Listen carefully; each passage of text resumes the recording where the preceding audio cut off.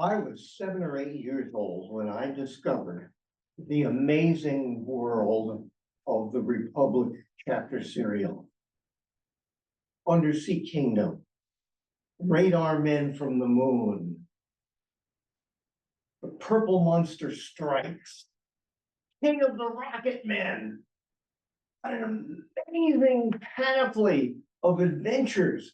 I would sit there spellbound for hours watching robots and all sorts of bad guys and space guys and these most amazing adventures in cars going off of cliffs. And miraculously, in the beginning of the next chapter, the guys would have just jumped out of the car barely in time to avoid having fallen to their doom. There was some stuff that we called oak tag back in the day. It was kind of like a poster board, but very thin and flexible. I would go down to the 5 and dime store and buy 2 or 3 sheets of oak tag and bring it home and cut it up and make myself the little rocket tanks to put on my back and a helmet. And we go jumping around off the big pile of dirt in the backyard we called the mountain, and having my own Commando Cody adventure. But the absolute pinnacle of all these chapter serials was Flash Gordon. Flash Gordon conquers the universe. Flash Gordon on Mars. Flash was just so dashing, and all of the adventures, he'd show up in this rocket ship. In fact, one of the most amazing moments of my life was the first time I went to Universal Studios, and at the beginning of the tour, they took us through one of the buildings. They actually had the props where they had the mountains and the little spaceship that would circle around as it was coming in for a landing. I got to see the actual prop they used in filming that serial. It was totally amazing. But Flash Gordon, Dale Arden, Dr. Zarkov. Oh my God, Dr. Zarkov was my role model. I'm convinced at this point that I ended up becoming a man of science and going into all the because of Dr. Zarkov. He affected the entire path of my life. But the New York City subway system was almost as bad as the monster that Flash Gordon faced in the Karen. I grew up commuting to high school from Staten Island to Brooklyn, so I had an hour and a half commute. Part of that was on the subway. Back in the 70s when I was doing that, I was a master of the subway.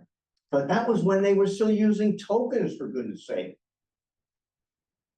In 2021, I went to visit a friend that lived in Manhattan, and I was not looking forward to becoming a strap hanger again. In fact, you can't be a strap hanger because the straps are gone. They just have been replaced with solid bars.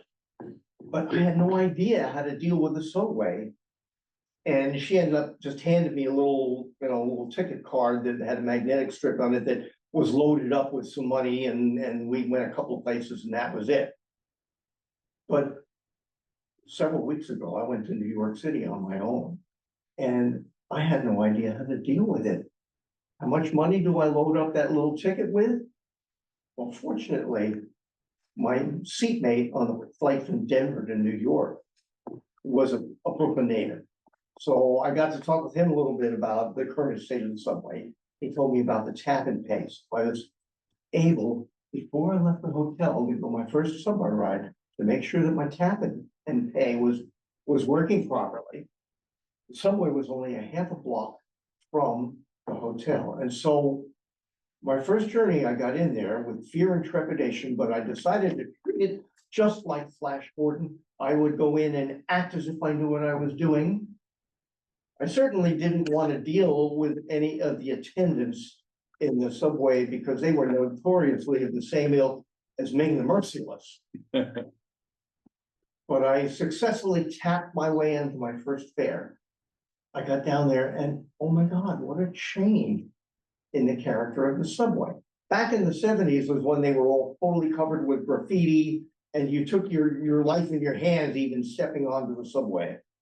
Now the cars were clean. They had electronic signs hung from the ceiling that had 2 or 3 lines that would show, well, this train here, with this letter designation is coming on in 5 minutes on this side. This one here on this side is gonna be in different letter designation, it'll be here in 12 minutes. Not only that, they had huge signs that rose from not advertising billboards, but each one, it was an electronically active display that would show a train and all of the stops that it was going to make. It was perfectly clear. By the time I was done at the end of my 6-day stay there, I was once again master of the subway system. I had conquered, in much the same way that Flash Gordon conquered the universe, I had conquered the New York City subway system. I was able to go over to Manhattan on my last day and visit the American Museum of Natural History that I hadn't seen since I was in 5th grade. And I just had a blast. And so my advice to you is be like Flash Gordon in his crisp little outfit and assume that you can conquer the world. You have the power, you have the ability, and act like you are the boss, and you will indeed conquer the universe. Madam Toastmaster,